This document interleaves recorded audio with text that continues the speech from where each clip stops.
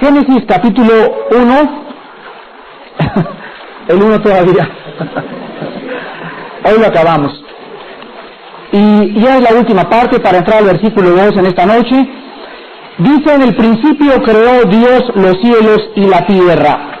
Ya vimos lo que era antes del principio, ya vimos también que se usan dos palabras para crear: bara, de la nada, y asa, de algo que ya existía. Ahora vemos a continuación también que dice la Biblia que esta palabra que se usa por primera vez en la Biblia, Dios, es la palabra hebrea Elohim. Y vimos también que indica pluralidad. Lo explicamos a través de la Trinidad, y vemos también que esta palabra El principalmente significa Dios. Es el prefijo que se usó en todos los lenguajes semíticos. Siempre se usa este prefijo El. Y la palabra In, con la cual acababa en el hebreo Elohim, siempre es plural. Por ejemplo, Samayim, los cielos, aquí en el versículo 1, es la palabra hebrea Samayim. Y la palabra In implica que Dios hizo plural, no hizo un cielo.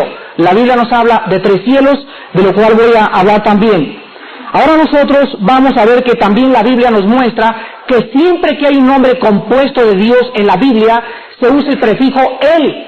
Por ejemplo, Elohim, o sea, el Dios que cubre, el Dios creador, el Dios que abarca todas las cosas. Después tenemos la palabra El Elión, que significa el Dios altísimo. Esto lo vemos en Génesis 14, del 18 al 22. Después está en la Biblia la palabra El Roi, que significa el Dios que ve, el Dios que penetra en las casas, el Dios que ve la oscuridad, el Dios ante cuya presencia todas las cosas, dicen Hebreos 4:13, están desnudas ante sus ojos. Después Dios se revela como el Olam, que es el Dios eterno. Después el Betel, que significa el Dios de Betel.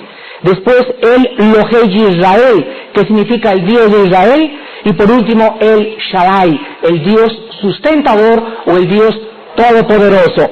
Ahora pasamos nosotros inmediatamente a ver la palabra cielos. Cuando la Biblia nos dice que Dios creó los cielos y la tierra, la Biblia nos muestra que hay 3 cielos.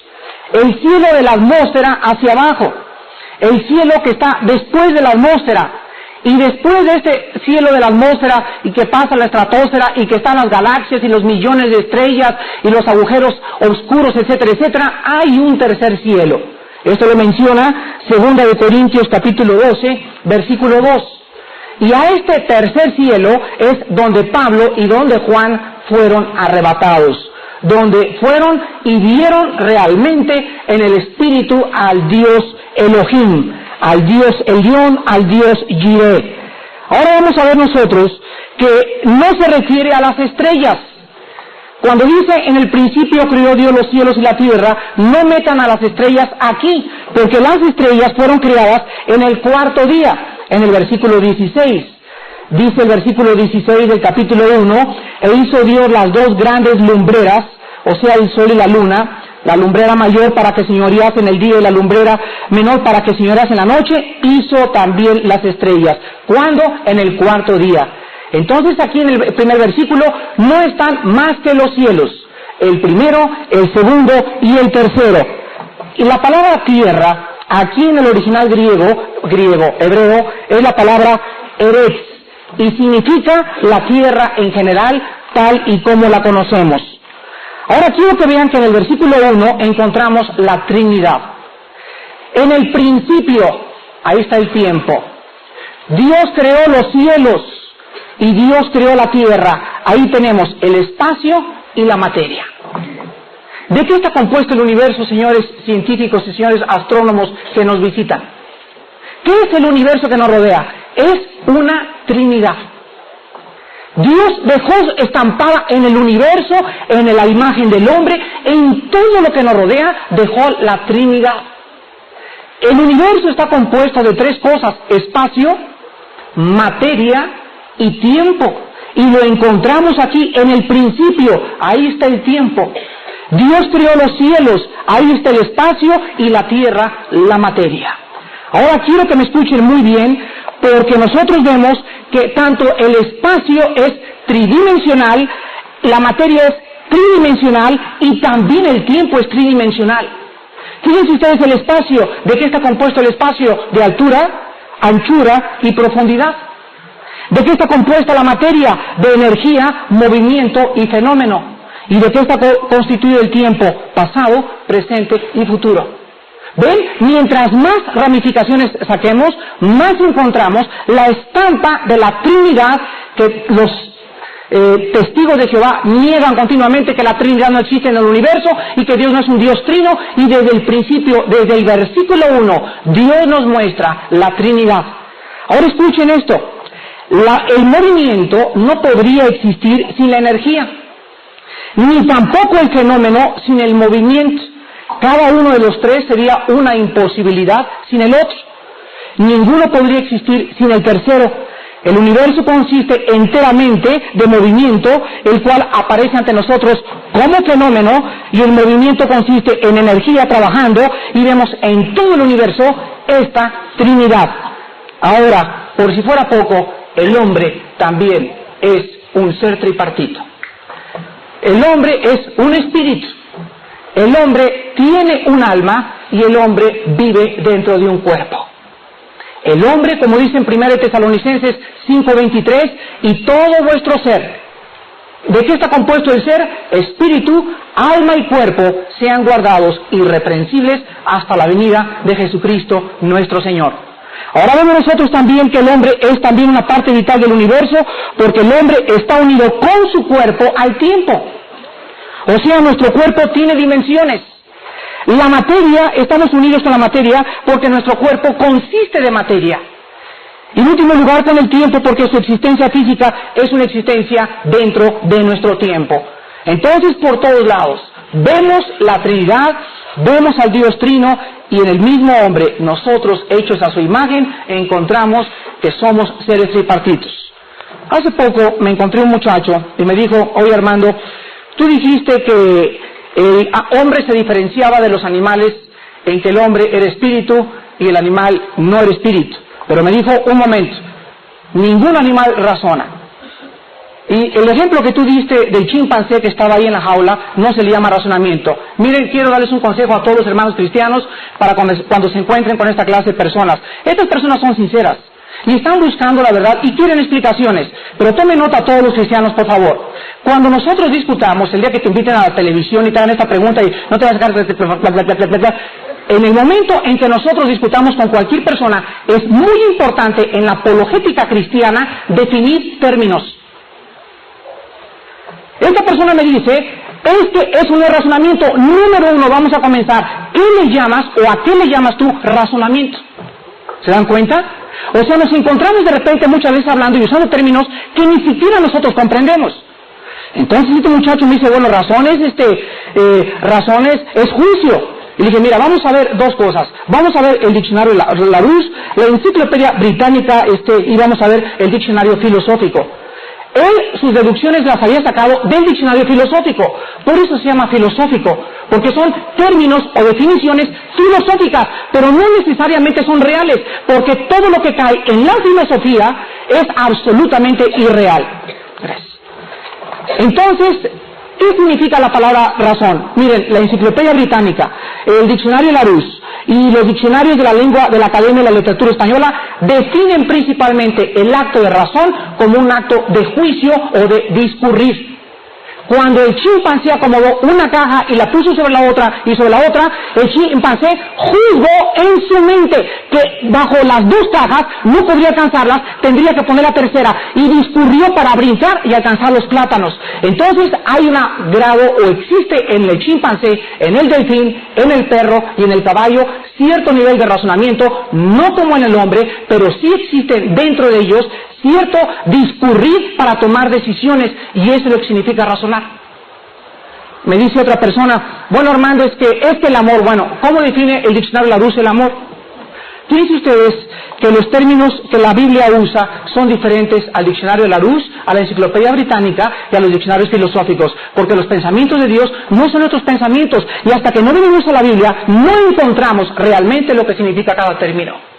Pregúntale a un joven qué es el amor y qué te va a contestar. No sabe qué contestarte, porque el amor no fue conocido hasta que Cristo murió en la cruz.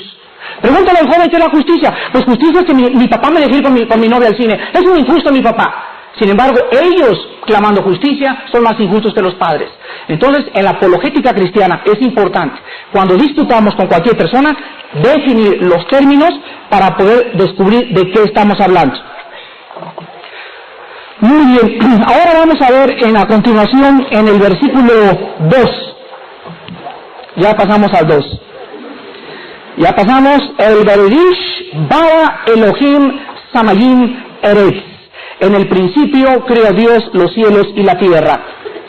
Ahora en el versículo 2 dice, y la tierra estaba desordenada y vacía, y las tinieblas estaban sobre la faz del abismo, y el Espíritu de Dios se movía sobre la faz de las aguas. Vamos en primer lugar a dar los términos originales en el hebreo.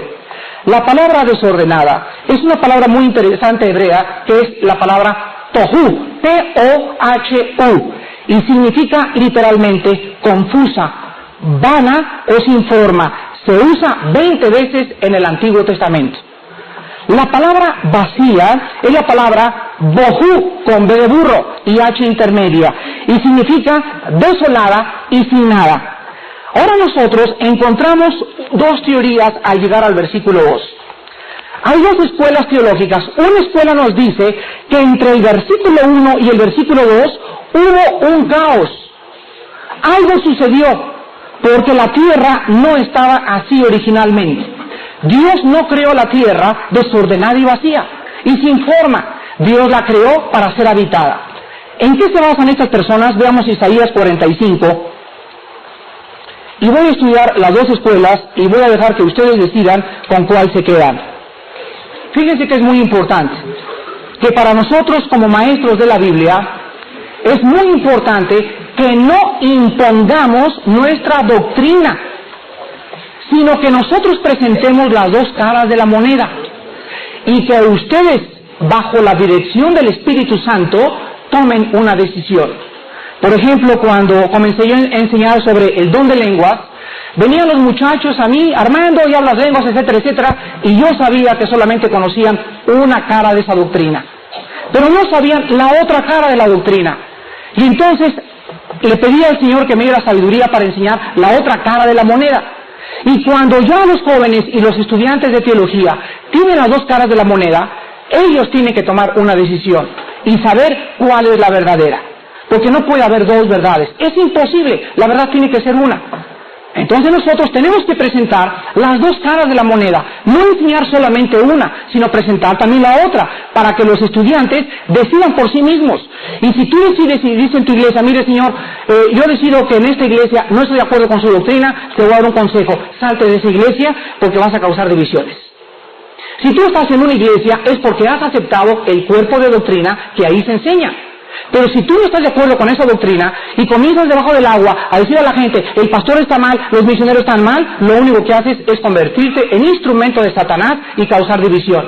Es bien sencillo. No estás de acuerdo, salte de esa iglesia y vete a una iglesia donde crean lo que tú crees, ¿verdad? Porque es bien trágico que haya tantos hombres que descubren la luz y regresan a sus iglesias y comienzan a causar divisiones. Y las divisiones no son de Dios, las divisiones son del diablo. Donde hay celos y perturbación y división, ahí está el diablo. Nunca seas causa de división. No estás de acuerdo en tu iglesia, vete a otra iglesia donde crean lo que tú crees. Pero no causes división por causa de la doctrina. Por eso es tan importante que siempre que entres a una iglesia, pidas la declaración de fe de esa iglesia. ¿En qué creen ustedes? Hay cristianos que tienen una iglesia, vamos a poner un ejemplo, la iglesia metodista, 3 años, y nunca han leído la declaración de fe. No saben ni lo que cree la iglesia metodista. Otros se meten a la iglesia pentecostal y tampoco saben lo que cree la iglesia pentecostal. ¿Me entienden? Entonces es negligencia, es apatía, es falta de diligencia y fervor en el espíritu el poder investigar la doctrina de la iglesia a la cual tú perteneces. Entonces investiguen, dile al pastor, denme la declaración de fe. Si no estás de acuerdo, dile, gracias hermano, que Dios los bendiga, me voy a otra iglesia porque no estoy de acuerdo en lo que ustedes creen. Pero no te quedes a causar divisiones. Dice la Biblia entonces en Isaías 45:18 lo siguiente: porque así dijo Jehová, que creó los cielos, Él es Dios, el que formó la tierra, el que la hizo y la compuso, no la creó, y aquí se dice, bohu, o sea, no la creó desordenada ni vacía, para que fuese habitada, la creó, yo soy Jehová y no hay otro. Muy bien, este es el primer argumento a favor de esta enseñanza. Dios no creó la tierra como el versículo 2 lo dice. Ahora hay otra prueba. Ustedes saben que hay versículos en la Biblia entre uno y otro con miles de años de diferencia. Vamos a dar un ejemplo en Apocalipsis 12. Apocalipsis 12, vamos a ver que en la Biblia hay varias veces donde se nos muestra que entre un versículo y el otro hay 2.000, 3.000, 4.000 años de diferencia. Dice Apocalipsis 12, versículo 5. Y ella dio a luz un hijo varón, que regirá con vara de hierro a todas las naciones, y su hijo fue arrebatado para Dios y para su trono. Aquí hay 2.000 años entre la parte A y la parte B. Y ella dio a luz un hijo varón, es el nacimiento de Jesucristo, que regirá con vara de hierro a todas las naciones. ¿Hasta cuándo va a ser eso? Hasta el milenio. Pero se junta otra vez y dice, y su hijo fue arrebatado para Dios y para su trono, cuando resucitó. Fíjense ustedes que se nos presenta a Cristo en un rompecabezas. Se nos presenta cuando nace, después se brinca hasta el milenio y después acaba cuando es resucitado. Y los judíos por eso se equivocaron, porque cuando vino Cristo no sabían que la hermenéutica de la interpretación bíblica se podían encontrar versículos donde se presentaba en la mitad del versículo al Mesías como el Salvador y en la otra mitad como el Rey sufriente. Y querían juntar los dos y no discernieron y se embolaron y creyeron que Cristo no era el Cristo porque murió en la cruz, sin antes haber sabido que era necesario que muriera antes de que reinara. Vamos a ver otro ejemplo en Isaías 61. Qué importante es que conozcamos la hermenéutica cristiana. La palabra hermenéutica la conocen los estudiantes de teología. La palabra hermenéutica significa la interpretación de la Biblia. Entonces, la rama de la hermenéutica trata con la interpretación o las reglas de la interpretación bíblica. Nadie puede agarrar la Biblia y, pues yo creo que aquí está hablando, ¿verdad?, de He-Man. Y está, pues yo creo, ¿verdad?, que este fue el Maharashi Hashi, como dijo él, que cuando él llegó a Los Ángeles en el vuelo 701 procedente de Japón, en ese momento Jesucristo estaba siendo visto en las nubes del cielo. Eso fue lo que dijo el Maharashi cuando llegó a Los Ángeles. Por eso está el Maharashi. Dice el capítulo 61 de Isaías, el Espíritu de Jehová, el Señor está sobre mí, porque me ungió Jehová, me ha enviado a predicar buenas nuevas a los abatidos, a vendar a los quebrantados de corazón, a publicar libertad a los cautivos y a los presos apertura de la cárcel, a proclamar el año de la buena voluntad de Jehová y el día de la venganza del Dios nuestro. Escuchen, cuando Jesucristo entró a la sinagoga y se le dio el rollo de Isaías para leerlo, Jesucristo escogió el capítulo 61 y cuando acabó el versículo 1, ahí se acabó y lo enrolló. ¿Saben por qué? Porque el versículo 2 se cumpliría 2 o 3 mil años después. ¿Ven? En estas interpretaciones encontramos que en la Biblia puede haber un versículo seguido del otro, pero en medio puede haber miles de años que no se ha cumplido. Por eso, entre el versículo 1 y el 2 del Génesis, puede haber varios miles de años. Yo les voy a decir que lo crean, les voy a presentar el segundo argumento. Vean Ezequiel capítulo 28, la caída de Satanás. Y vamos a ver que Satanás, antes, Ezequiel 28, Satanás, antes de que el hombre fuera atacado, antes de que fuera puesto en el Edén, Satanás ya vivía en el Edén. Vamos a ver esto. O sea, antes de que el hombre fuera puesto, ya había habido algo en la tierra. Vamos a ver en el capítulo 28 de Ezequiel, versículos 12 al 16. Dice así: Hijo de hombre, levanta endecha sobre el rey de Tiro y dile: así ha dicho Jehová el Señor, tú eras el sello de la perfección, lleno de sabiduría, acabado de hermosura. En Edén, es la misma palabra hebrea, que se usó en Génesis 1. En Edén, en el huerto de Dios, estuviste. De toda piedra preciosa era tu vestidura, de cornelina, topacio, jaspe, crisólito, berilo y ónice, de zafiro, carbunclo, esmeralda y oro. Los primores de tus tamboriles y flautas estuvieron preparados para ti en el día de tu creación. Tú, querubín grande, protector, yo te puse en el santo monte de Dios, allí estuviste, en medio de piedras de fuego te paseabas. Perfecto eras en todos tus caminos, desde el día que fuiste creado hasta que se halló en ti maldad. A causa de la multitud de tus contrataciones, fuiste lleno de iniquidad y pecaste, por lo que yo te eché del monte de Dios y te arrojé entre las piedras del fuego, oh querubín protector. Vemos nosotros que hay un paréntesis entre la creación del mundo, entre la creación del hombre, y en medio de esas dos, algo pasó aquí en el planeta Tierra. No sé cómo estuvo la cosa de Satanás, pero la cuestión es que Ezequiel nos muestra, vamos a ver al ratito Isaías 14, que algo sucedió por lo cual Satanás fue echado del huerto del Edén. Y en ese momento él pudo haber creado el desorden que existía en la tierra cuando el hombre fue puesto y que Dios tuvo que reconstruir después de la creación original. Veamos ahora Isaías 14. Isaías capítulo 14.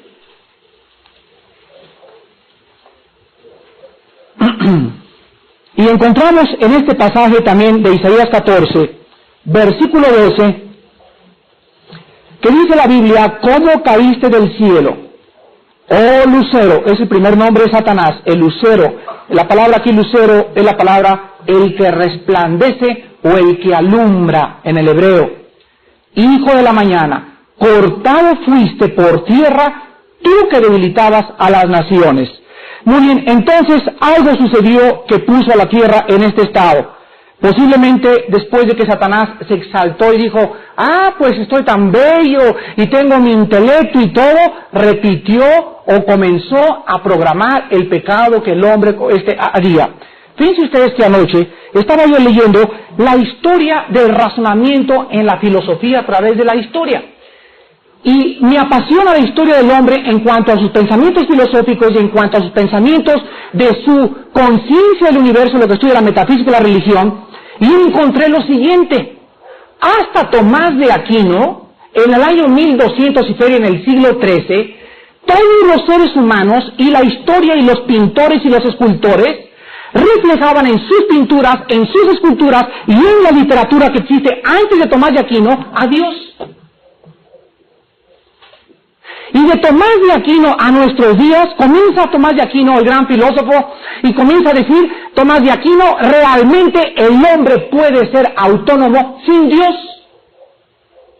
Y eso que muchos le consideran a Tomás de Aquino como un santo, pero la filosofía principal de Tomás de Aquino era que realmente la naturaleza era lo que debería de exaltarse, y ahí comenzó, por ejemplo, Van Dyck, que fue el primer pintor que pintó un paisaje, y quitando a Dios, todos los pintores antes, por ejemplo, Leonardo da Vinci, Michelangelo, que fueron más o menos después del Renacimiento, o de la época de oro de la filosofía, de la pintura, de la música y de la escultura, comenzaron a ser influidos por esta persona, a Tomás de Aquino, y todos los filósofos de ahí en adelante, hasta que llegamos al siglo pasado, donde tenemos a Guigar, tenemos a Friedrich Nietzsche, tenemos a Sigmund Freud, tenemos a Carlos Darwin, comienzan los hombres a hacer a un lado a Dios y a comenzar a proclamar una filosofía totalmente humanista. No humanista en el sentido de humanitaria. Humanismo significa la persona que exalta al hombre como la causa final de todas las cosas. En el principio fue el hombre y al final será el hombre. El hombre es el centro del universo. Te equivocas. En el principio, Dios. Cómo el pensamiento comienza a ser transformado y comenzamos nosotros a emular, y el que acaba y le da la puntilla a la filosofía de los grandes pensadores es el gran Emmanuel Kant, que juntamente con Hegel, el maestro famoso de Karl Marx, Acaban de destruir la filosofía humana y Kant comienza a decir realmente junto con Friedrich Nietzsche, Dios está muerto. Y estas corrientes llegan al siglo XX y entonces los pastores en Estados Unidos mandan a los seminarios europeos a estudiar la teología y van a Alemania donde predomina Kant, donde predomina Nietzsche, donde predomina el racionalismo, regresan a Estados Unidos y en 1910 comienza la infiltración y la verdadera apostasía de la iglesia que el Señor ganó con su sangre. Y llegamos a México y vemos que en México hace 10 o 15 años tú no podías decir yo soy cristiano porque se reían de ti. Tú no puedes decir a una persona yo creo en Cristo porque te dicen no pues yo te voy a decir por qué no soy cristiano y le contestas yo sé dónde sacaste tu filosofía. Leíste a Bertrand Russell, ¿verdad? El gran ateo que dijo ¿por qué no soy cristiano? El tonto ese cabeza de tlacoyo o nopalo como le quieren ustedes llamar que jamás pudo realmente sinceramente poder evaluar sus pensamientos filosóficos a la luz de la Biblia. Y todos los teólogos y los racionalistas del siglo XX son contagiados por esta corriente que venimos absorbiendo desde Freud conjuntamente con Carlos Darwin y llegamos al siglo XX y encontramos que el hombre está huyendo de la razón.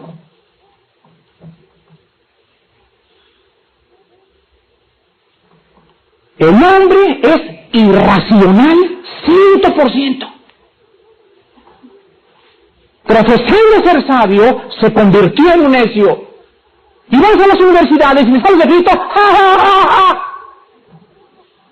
Y cuando ellos te dicen, ríate en su cara. La predicción de la ciencia es la siguiente. La ciencia son hechos comprobados. Ya. La ciencia son hechos comprobados. Cualquier cosa que salga en el aire, filosofía, pensamiento, hipótesis, especulación, y que no esté comprobado a través de la observación y a través de la reproductibilidad, no es científico. ¿Por qué entonces se burlan de los cristianos cuando la teoría de la evolución es antifísica, antibíblica, anticientífica, antigenética, antibiológica, antiarqueológica, antigeológica? Pero nosotros no lo sabíamos porque no conocemos la Escritura, no tenemos las armas para presentar defensa de la razón. Ahí está la razón que nos demandan que nosotros les digamos. Y cuando comenzamos a descubrir esto, y nos paramos en la televisión, y rentamos a las escuelas, y desafiamos a los universitarios, comenzamos, escúchenme muy bien, comenzamos a que comience a arder México. Y creo yo que vivimos en un momento dentro de la filosofía, la teología, el espíritu y todo en México, donde las estructuras filosóficas, donde las estructuras teológicas, donde la estructura del pensamiento del mexicano, que nomás puro Calimán, y Viviana y Colorina, ya el mexicano comienza a darse cuenta que tenemos una razón, un propósito para vivir, una explicación maravillosa en la Biblia, y comenzamos a ser fortalecidos por el Espíritu de Dios y a darnos cuenta que nos convertimos en instrumentos poderosos en manos de Dios. Cuando vivimos y sabemos que este libro es la palabra de Dios. Y es el momento, de veras, en que así veríamos lo de Nietzsche, de Freud, de Darwin por todos lados, y agarramos y comenzar a llenar la atmósfera del pensamiento y transformar nuestro pensamiento, la televisión, los periódicos, los libros, los nuevos científicos que están ahorita saliendo, transformarlos con el mensaje de Dios. Y esto es lo que realmente la Biblia puede hacer con un ser humano, transformarlo y llevar cautivo todo pensamiento a la obediencia a Cristo Jesús. Ahora regresamos a Génesis y vamos a ver la tercera prueba de que hay un lapso aquí entre estos dos versículos. Y la tercera prueba es la siguiente. La palabra que se usó en el versículo 1, crear, repito la palabra bara, que es crear de la nada, hasta formar de algo que ya existe. Ahora ven ustedes que la diferencia entre creación y formación es real, porque en ninguna parte del Génesis, a excepción del capítulo 1, se vuelve a usar la misma palabra. Esto parece indicar que después del versículo 2, el relato describe más una reformación que una creación. En cuarto lugar, esta teoría de que hay algunos años o miles de años entre el versículo 1 y el versículo 2, da espacio para las épocas glaciales. Da espacio y tiempo para las épocas glaciales que enseña la geología. porque todos estos hechos pudieron haber existido antes de la reformación del planeta Tierra. Y en último lugar, noten el versículo 2, las 4 palabras que existen, y las 4, fíjense ustedes, el versículo 1 todo es positivo, pero en el versículo 2 todo es negativo. Fíjense las palabras: desordenada, vacía, tinieblas, abismo. Las 4 palabras están relacionadas con los poderes del mal. La palabra, por ejemplo, abismo, que ya vimos lo que significa en el original hebreo, significa literalmente profundo. Ahora saben ustedes que el abismo, en Apocalipsis capítulo 9, es el lugar donde se encuentran encerrados en un lugar muy especial los demonios que pervirtieron la genética en el capítulo 6 del libro del Génesis. Y la Biblia nos dice que hay un ángel que es Apolión, que es el destructor, el jefe de los 4 ángeles que están alrededor del río Éufrates, pero la palabra abismo en la Biblia siempre significa la habitación o el lugar donde moran los poderes del mal. Hay suficientes evidencias, algún día se las doy, repito, hay suficientes evidencias que el abismo está en el centro del mar. Ahora quiero decirles a ustedes la teoría que ataca esta escuela de pensamiento, para que ustedes hagan un juicio y ustedes determinen cuál es la correcta. En primer lugar, las cosas que van en contra de esta enseñanza principalmente es que la creación realmente Dios la creó en bruto. O sea, es como un carpintero que tiene un pedazo de madera y pues está sin forma, ¿verdad? Al principio, y después se le va dando forma, ¿correcto? Entonces, la otra escuela enseña esto, que realmente no hubo algo, sino que la tierra originalmente no tenía forma y Dios la comenzó a moldear. Ahora quiero decirles algo muy importante. Esta es una prueba que, si hubiera sucedido, tendría que haber pasado un lapso de tiempo entre el principio y el primer día de la creación. ¿Están de acuerdo? Voy a repetir. Si originalmente Dios creó la tierra y entonces la comenzó a moldear, ¿en cuánto tiempo la acabó de moldear? Porque dice la Biblia que Dios creó todo en 6 días. Y vamos a demostrar después que los días del Génesis son días literalmente de 24 horas. Esta es la objeción a esta enseñanza. Otro argumento en contra de lo que les enseñé. Dicen otros teólogos que los 6 días de creación fueron todos los días que Dios trabajó, y antes de los 6 días Dios no hizo nada. ¿Correcto? Y en tercer lugar, dicen los teólogos que fue Adán el que trajo el pecado al mundo. Dice Romanos 5:12, porque por un hombre entró el pecado a la tierra, y por el pecado entró la muerte. Entonces, si Adán fue el causante de que Satanás entrara aquí a la tierra, pero Adán fue el que trajo el pecado al mundo, no Satanás, entonces realmente no fueron un lapso grande entre el versículo 1 y el versículo 2, y realmente el hombre fue el que inició todo, y Dios comenzó a moldear la tierra. Yo no quiero darles mi particular opinión, se la doy a la salida en privado cuando ustedes me pregunten, pero no quiero que ustedes digan, es que Alducin dice que realmente hay un versículo 2, entre el 1 y el 2, hay un lapso de tiempo, etcétera, etcétera. Yo solamente les presento las evidencias de aquí, las evidencias de allá. Yo tengo mi opinión particular, pero si yo se las externo, influyen ustedes. Y entonces vamos, no, como Armando piensa eso, yo también voy a pensar eso. No, tú ponlo en oración. Escríbelo, compra el cassette de la semana que entra, medítalo los dos, escríbelo si no tienes tiempo ahorita, y que el Espíritu Santo te guíe a toda la verdad. Porque tanto tú como yo tenemos el mismo Espíritu. Y estoy seguro que vamos a estar de acuerdo si lo estudias claramente. Ahora bien, enseguida encontramos nosotros que dice la Biblia que en el versículo 2, las tinieblas estaban sobre la faz del abismo. La palabra tinieblas es la palabra griega choskek, así como suena.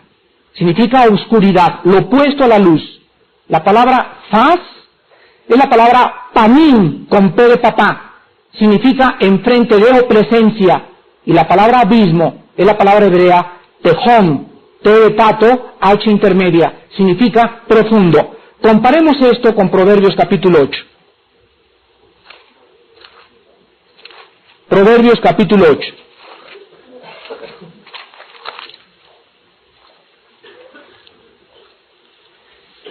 Y quiero que vean ustedes la referencia paralela donde se nos muestra a Cristo personificado en Proverbios 8 como la sabiduría. Y se nos muestra que Él ya existía antes de la formación del abismo, y es la misma palabra en el hebreo. Proverbios 8:24. Antes de los abismos fui engendrada, antes que fuesen las fuentes de las muchas aguas. Versículo 27. Cuando formaba los cielos, allí estaba yo. Escuchen, cuando trazaba, ¿qué dice? No solamente Isaías, sino también Salomón, antes de Galileo, descubrieron que la tierra era redonda. Cuando trazaba el círculo sobre la faz del abismo, vean ustedes que fue Cristo quien trazó o diseñó o el que dijo no. Imagínense las tres personas de la Trinidad. ¿Cómo haremos la tierra? ¿Un cubo? No, vamos a hacerla un rectángulo. No, un triángulo. La Biblia nos enseña que Cristo dijo, así será, y así fue hecho. Fue Cristo el Hijo el que decidió que fuera un círculo la tierra. Ahora nosotros vemos que esto pasa. Vean ahora Job capítulo 22. Job 22, que es más antiguo todavía, está antes de Salmos. Job es más antiguo que Salmos, porque la historicidad y la época de Job se calcula con la misma edad del libro del Génesis. El libro de Job, repito, se calcula de la misma antigüedad que el libro del Génesis. Job 22:14.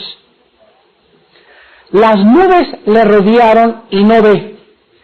Y por el circuito se usó la misma palabra círculo, o por el círculo del cielo se pasea. Vemos pues la abrumadora evidencia bíblica antiguo testamentaria, científica, porque está comprobado por las científicas que los mismos científicos. Ahora regresamos, vamos a ver en segundo lugar que dice que cuando se trazó el círculo sobre la tierra y se demuestra que la tierra realmente original no tenía esta circunferencia, sino que le fue dada, encontramos que en este momento, escuchen muy bien para poder entrar al primer día de la creación, la fuerza de la gravedad no estaba funcionando para atraer las partículas cósmicas de materia y formar una masa coherente definida. Tampoco estaban en operación hasta el versículo 2 las fuerzas electromagnéticas, pues todo era tinieblas. Y vamos a demostrar que cuando Dios dijo que sea la luz, no era la luz del sol, no era la luz de la luna, porque fueron creadas en el cuarto día. Se refería a las tres clases de fuerzas que existen en el universo: la nuclear, la gravitacional y la fuerza electromagnética. Y cuando Dios dice sea la luz, en este momento lo que realmente sucedió es que se puso en movimiento la energía. ¿Qué es la luz? Energía. Vemos pues que el universo físico llega a existir, pero antes estaba sin forma. Vean entonces la forma científica tan maravillosa en que Dios hace todo. Dios hace la tierra, la comienza a moldear, o lo que haya pasado antes no importa, pero dice la Biblia, todo era tinieblas, estaban sobre el abismo, y encontramos en el versículo 3, y entonces Dios dijo que sea la luz, o sea, comienza el espectro electromagnético, y comienzan las fuerzas gravitacionales a ponerse en operación, y la ciencia comprueba, las ondas mueven en... que el que inició el movimiento de la materia fue el Espíritu Santo. Dice el versículo 2, mientras todo estaba en tinieblas, había aparte de las tinieblas algo. La palabra movía, el Espíritu se movía sobre la faz de las aguas, es la palabra que se usó empollar. Es la misma palabra que se usa en Deuteronomio cuando se muestra que un águila como empolla sus aguiluchos, el Espíritu Santo se plasmó sobre la tierra como si fuera una gallina del Espíritu Santo, y el contacto del Espíritu Santo sobre el huevo que era la tierra, hizo que empollara y salió la vida. Es el Espíritu el que da la vida. Pero vemos a las tres personas de la Trinidad en Génesis 1 y Génesis 2. El Padre tiene la idea, el Hijo lo lleva a cabo y el Espíritu Santo lo realiza a través de la fuerza. La palabra espíritu aquí se usó la palabra griega ruwach, R-U-W-A-C-H, y literalmente significa revolotear, temblar, vibrar, cuando soplaba y se movía sobre el universo. Ahora, si el universo tenía que ser energetizado, tenía que haber alguien que lo hiciera, ¿no es verdad? Yo les dije hace mucho tiempo que cuál fue el origen del movimiento. Ningún científico lo puede saber, el origen del movimiento. Me dijo un muchacho, mira Armando, cualquier movimiento o materia que sale del espacio y tú le empujas, sigue continuamente en el espacio. Le dije, correcto, pero no da vuelta. Y la Tierra no solamente va así, sino que la Tierra, aquí está el Sol, la Tierra hace esto. Y ¿quién es una? O sea, no se va así, sino que se va así, y después hay otro antes que ella, que es Venus, y después de ella Marte, y después, y todos los 9 planetas están alrededor de una masa, y todos giran alrededor de él, ninguno choca con el otro, no hay tráfico, no hay congestión, no hay pitidos, no hay nada, todo es un movimiento elíptico perfecto, y la prueba no es solamente que se va así, sino que ¿quién le hace que dé la vuelta?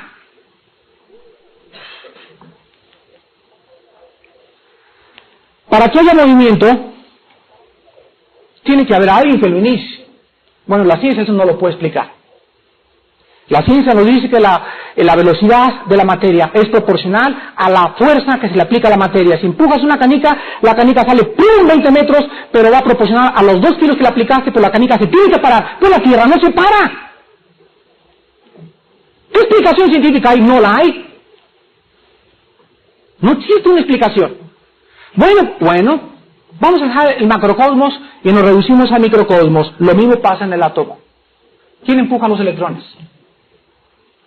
¿Quién mantiene la cohesión en una molécula para que el protón, el electrón, el neutrón y todos los que forman el átomo puedan estar uno para acá, otro para allá? Y exactamente este movimiento necesita estar en coordinación con esto y tiene que estar todo coordinado para formar la coherencia y la composición molecular de toda la materia que nos rodea. La Biblia dice, es Cristo con el poder de su palabra.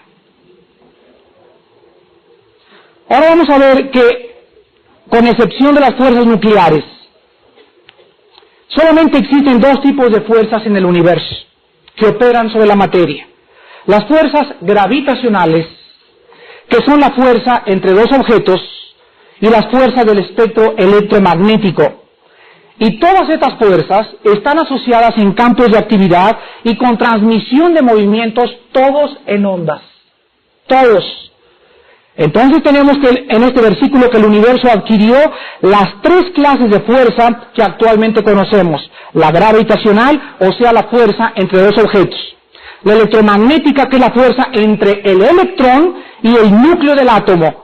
Y la nuclear, que es la fuerza entre el protón y el neutrón dentro del átomo. Ven el Salmo 104 y vemos que es el Espíritu Santo, el mismo que lleva a cabo la manutención, la cohesión, la coherencia de todas las fuerzas gravitacionales, electromagnéticas y nucleares que existen en la materia. Salmo 104, del 27 al 30. Escuchen algo que se escribió antes de Einstein, antes de Galileo, antes de todos los grandes científicos. Dice así, Salmo 104, 27 en adelante. Todos ellos esperan en ti, para que les des su comida a su tiempo. Les das, recogen. Abres tu mano, se sacian de bien. Escondes tu rostro, se turban. Les quitas el hálito, es la palabra aliento, dejan de ser. Vuelven al polvo. Escuchen, envías tu espíritu, son creados y renuevas la faz de la tierra. Oiga, un momentito, señor, si usted dijo que ya no hay nada que se crea ni que se destruye. Pero es que el que hace que haya ovulación,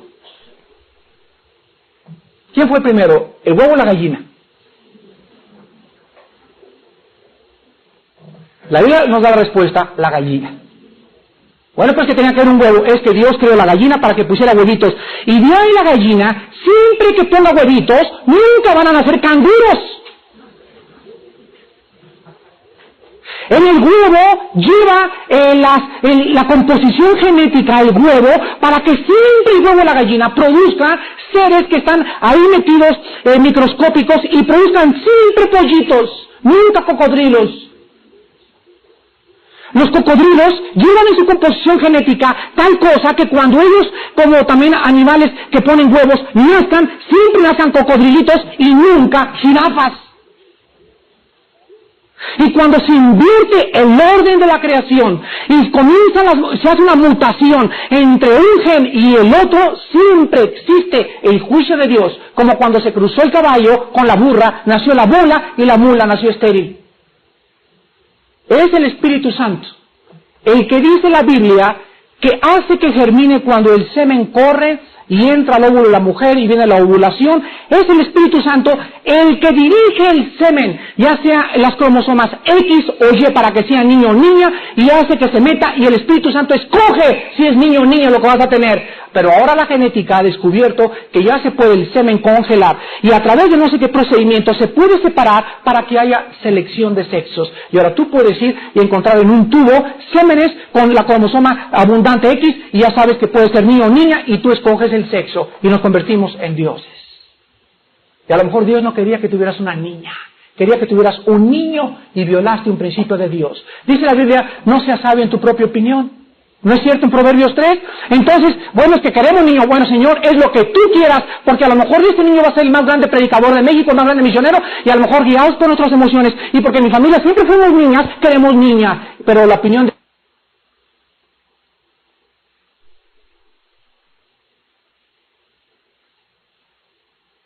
nosotros, que después, en el versículo 3, cuando Dios dice, sea la luz, la ciencia comprueba que la luz es la más básica de todas las formas de energía, y la luz está íntimamente relacionada con todas las demás formas de energía. Alberto Einstein declaró y aventó en el tapete del mundo científico la siguiente ecuación, que es muy famosa, todos se lo saben.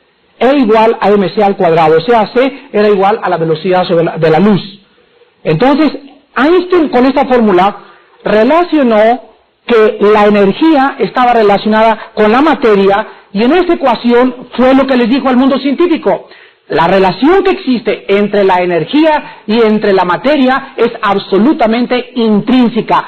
Esta ecuación de Einstein dividió el mundo científico, y Einstein fue el científico más honesto que ha existido, porque dijo, todo es relativo.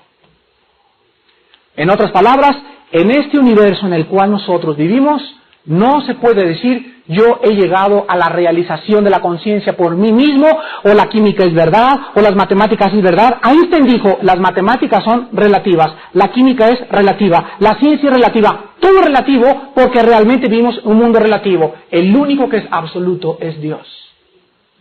Entonces la verdad tiene que ser encontrada en Él. Y para que tú puedas encontrar y penetrar las verdades absolutas, tienes que conocer a Jesucristo como tu Señor y como tu Salvador, porque en Cristo están escondidos todos los secretos de la sabiduría. Ni en Einstein, Cristo el Hijo, el sustentador de todo lo que existe, que Él es realmente el camino, la verdad. Quiero decirles a ustedes que observen el versículo 2 y el 3. Abróchense los cinturones. Génesis capítulo 1. Con esto quiero acabar, pero quiero que observen lo siguiente. Vean el orden en el versículo 2 y en el versículo 3. Vean en el versículo 2, en primer lugar, la actividad del Espíritu Santo, ¿correcto? Vean el orden. Primero es el Espíritu Santo. En segundo lugar, en el versículo 3 encontramos, y dijo Dios, ahí encontramos la palabra de Dios, ¿correcto?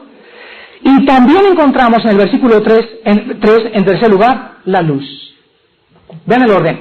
El Espíritu, la palabra, y después la luz. Este es el mismo orden en la conversión. El Espíritu Santo tiene en esta noche que comenzar a revolotear sobre tu entendimiento.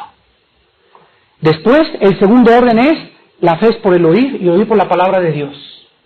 Y una vez que la palabra ha hecho su trabajo, agárrenla. Es el mismo orden de la conversión. Dijo Cristo, si el Espíritu Santo no los convenciera de pecado, aunque les muestres todos los argumentos del mundo filosóficos y científicos, no es la obra absoluta y total, 100% del Espíritu de Dios. Él es el Espíritu el que te convence de pecado, es el Espíritu Santo el que te puede iluminar, es el Espíritu Santo el que aplica mis palabras o las palabras de cualquier predicador que tenga el Espíritu para que tú nazcas de nuevo. Pero siempre el orden es el mismo Espíritu, después la palabra de Dios y después la iluminación interior. Y en esta noche tú puedes ser iluminado porque yo le doy gracias a Dios que cada vez que este libro se abre, el Espíritu de Dios se comienza a mover sobre la faz de tu vida. Comienza a moverse sobre la faz de tu pensamiento. Y aquí hay personas que llegaron desordenados y vacíos, tinieblas en su mente, unos rollos que traían, unos pensamientos que traían, y en segundo lugar, entras y el Espíritu Santo comenzó a moverse esta noche, la palabra ha sido predicada. Y si tú recibes esta palabra, amigo y amiga que nos visitas, sea la luz por primera vez en tu corazón. Cristo dijo, yo soy la luz, y cualquiera que no esté en mí estará en tinieblas. ¿Quieres ver la vida? ¿Quieres comprender la razón de tu existencia? ¿Quieres penetrar en el mundo intelectual de la Biblia, científico y espiritual? Necesitas a Jesucristo. No permitas que en esta noche ni tu orgullo, ni tampoco tu vanidad, ni tu religiosidad te aparten del camino de ser iluminado. Despidámonos en oración.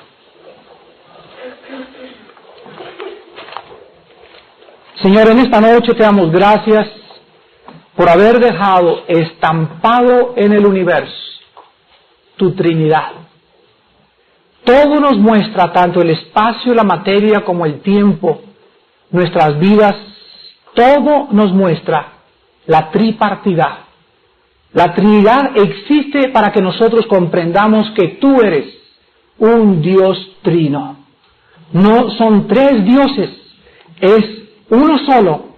Jehová uno es, pero la sustancia tuya y la diversidad en tu unidad se manifiesta en tres personas. Nosotros somos uno. No podemos separar el alma del cuerpo, porque el cuerpo sin el espíritu está muerto. Y hay gente en esta noche que está muerta espiritualmente. Padre, te damos gracias porque de la misma forma que trabajaste en la tierra y te moviste sobre las tinieblas y le diste vida y sacaste la luz de aquello donde no había orden y donde había vaciedad, el mismo orden se repite en la conversión. Ahora, Padre, tu Espíritu Santo ya no está creando nuevos mundos, ahora está creando nuevas criaturas. Él se sigue moviendo y revoloteando como el águila arriba de las personas, y en esta noche tu Espíritu lo ha hecho y lo está haciendo. Ahora la persona tiene que saber que la vida está latente dentro de ella y que tiene que recibir la palabra. Tienes que reconocer que Él es el Cristo, el Hijo del Dios viviente, que murió y pagó en esa cruz por nosotros, y que con su muerte y su sangre pagó la deuda de pecado que tú tenías con Dios. Cristo te ofrece la salvación en esta noche, y Él te pide que si tú la aceptas, verás la luz. Por primera vez en tu vida, ya no seguirás desorientado ni desorientada. Ya no andarás buscando con los gurús, ni la dianética, ni el control mental, porque has llegado al final de tu búsqueda. Era Cristo a quien buscaba tu alma. Es Cristo el que puede saciar las necesidades más profundas de tu intelecto y de tu espíritu. Y Él te ofrece en esta noche sus manos taladradas para que tú te arrepientas de tus pecados y le recibas por la fe en tu corazón. ¿No quisieran en este momento muchas personas recibir a Jesucristo por primera vez en sus vidas? No importa que seas católico, o mormón, o testigo de Jehová, o protestante, el cristianismo no es una religión. Ven a Cristo, ven a un hombre en esta noche, ven a la cruz. No te invito a cambiar de religión, te invito a que vengas a la cruz, a que vengas a Cristo y encuentres que en Él está la vida.